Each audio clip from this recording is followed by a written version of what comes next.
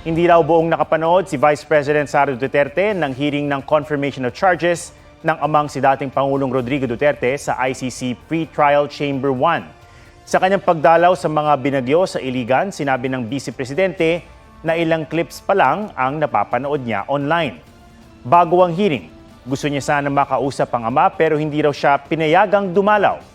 Kaya hindi pa rin daw alam ng ama ang anunsyo niya na tatakbo bilang Pangulo sa 2028. Nagpapasalamat si VP Sara sa legal team ng ama sa pangunguna ni Attorney Nicholas Kaufman sa paghahanda at kumpiyansa na malilinis ang pangalan ng dating Pangulo. May payo naman siya kina Senator Bato de la Rosa at Bongo na ipinakita ng prosekusyon bilang co-perpetrators sa Duterte drug war. Sa ngayon, hindi pa pumapasok si Senator Bato de la Rosa. Ang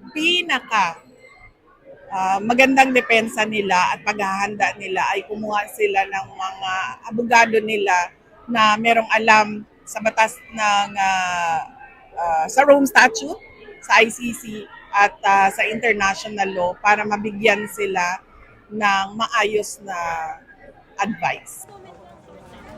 Si Go na dating aide o special assistant ni dating Pangulong Rodrigo Duterte tumangging magkomento sa confirmation of charges hearing. Kahapon binanggit ng ICC prosecutor si Go bilang isa sa mga umano'y kasabwat ni Duterte sa mga pagpatay ng Davao Death Squad noong siya pa ang Davao City Mayor.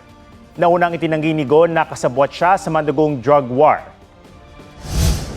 Same statement po ako, same statement. Sir, na.